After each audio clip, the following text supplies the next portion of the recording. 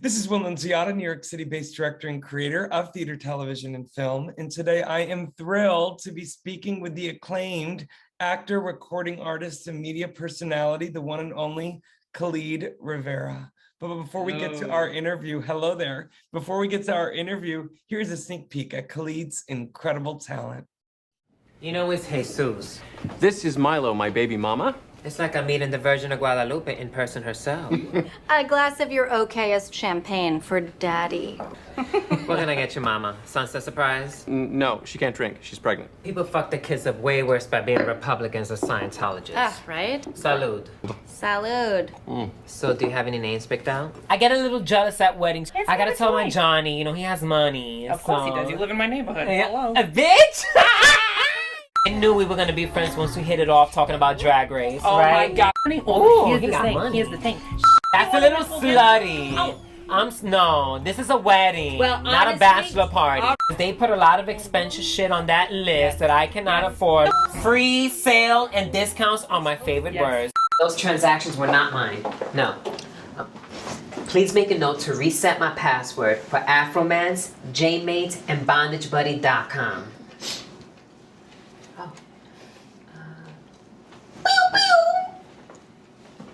Why didn't you say something in there? You know Windblad gives me panic attacks. I just need to quit and move back in with my cousin in Queens. The one who talks to birds? Just pigeons. He's like the pigeon whisperer. Fill out this paper and come back when you're done. Okay.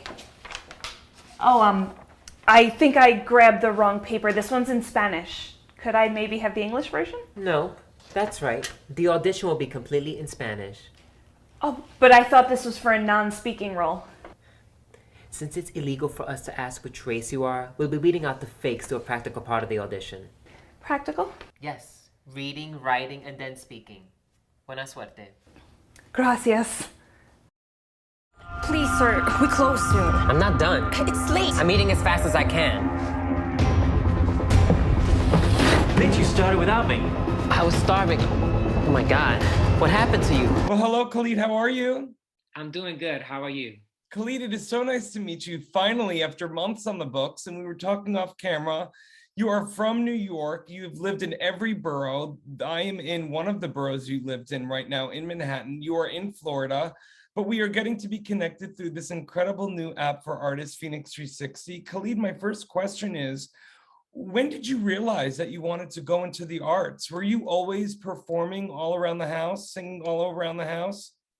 Always, since I was a little kid. My mom told me that I started like humming first before speaking, that she said I was always musically inclined, and then started singing in the church choirs, then got into, you know, acting, theater, and then eventually transitioning to on camera, to then doing music, and now being able to do everything, you know, wherever the opportunity arises. That's incredible. Well, listen, I also want to know, in terms of artists growing up, singers specifically, were there any specific singers that you grew up idolizing? Yeah, for me, artists that I loved, it was always Prince, Michael Jackson, George Michael, Mark Anthony. And then on the female side, I loved Madonna, Janet Jackson, Paula Abdul were huge influences on me. Well, I mean, you can't go wrong there. But what I love about all of the people that you just mentioned, you're talking about fully fledged entertainers, people that knew how to take the stage and own it. And obviously, as the audience just saw, but also when they look at the clips below, you too have this unapologetic nature to you. You're obviously a person and an artist, KHALID, that has done the work. Talk to me a little bit about your journey in kind of finding your authentic voice, and then just one day realizing, you know what? I'm just going to be unapologetically me. Yeah, I would say it definitely started in college and in conservatory programs where, you know, teaching for like musical theater and acting, where they have this specific criteria and syllabus of like, this is what you need to learn. This is how musical theater or the industry is supposed to be, and automatically, because, you know, I'm Hispanic, okay, you can only sing these songs, go for these shows, and that's it. But even back then, I felt like I was ahead of my time in the sense that I knew about, but that's not me as far as like branding and type. I was like, I see myself more as this, or I can go out for these type of characters, not necessarily boiling it down to just because of my ethnicity and age range. It was just like, for me, more about like just the essence of the character, and then just based on like the type of shows where I fit in the world, where somebody can just look at you, they give a first impression within 30 seconds. Oh, we know what show he can be in, or we know what film or something like that we can be in. We see him in that world. And at the time, schools, they were not thinking that way. So No. I knew then, I was just like, I know the type of actor that I want to be, the type of performer that I want to be, and that I already know who I am, and I can see myself transitioning that way. That's incredible, Khalid. And talking about transition, for me as an artist, I was very fortunate to perform as a singer for many, many years professionally. But one of the main reasons why I became a director was because I was finding that too many directors out there were kind of pigeonholing actors into one type, just assuming, oh, they're that background, or they have that color hair, or they have that type of face, or they're that gender.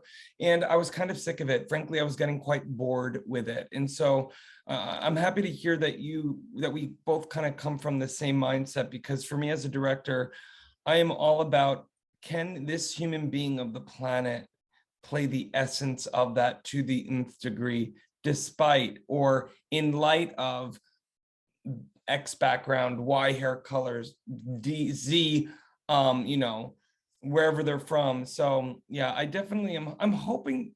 Do you think that the industry is making a shift? Obviously, there've been a lot of people in our respective unions, you and in the actors union, me and the directors union, that have taken stances against these types of small-minded thinkers. Yeah, it is changing little by little. I still say that on the side of like the Hispanic community and the LGBTQ community, there's still ways to go. On the diversity front, unfortunately, people still think that diversity is just a black and white thing. And when you get the audition notices, you'll see everything is mostly black and white, and then it'll be any ethnicity. It's very rare that you will see a show or a character that'll specifically say Asian or Manasa or Hispanic. And it's still, things are very black and white. There's no in between. And then even with the struggles of the LGBTQ community, where it's now just like, well, you either have to be a drag queen performer, or you have to be non-binary, or a transgender. It can't just be like, oh, you're either lesbian or gay. And so it's a lot of, that's a struggle that I'm going with right now at times. So I see it on a different lens of like, there's still needs room for improvement. There's still a ways to go. Lots of change, but I think that's going to change where actors, like, you transition being a director. I think it's going to be when we are more behind the scenes, more behind the table, and we can make that change, and we can be specific with what we want to do and our vision. Absolutely, Khalid. Well, listen, I could speak with you forever. I want to let the audience know, for more on the amazing Khalid Rivera, you can read more about him right below this video. Khalid, you're absolutely right. And I think that it's performers and entertainers, artists like you, that even though you are in front of the table, in front of the camera, I think in you speaking out the way that you do so eloquently, and you unapologetically spreading your love and light through your art, it is part of the change. And you are changing conversations by just doing what you're doing, not only on behalf of every community you represent, but also for yourself. And I think it's a beautiful thing. Thank you. Thank you so much. Well, listen, it was so nice to meet you, and I can't wait for our paths to cross one day. Yeah, thank you.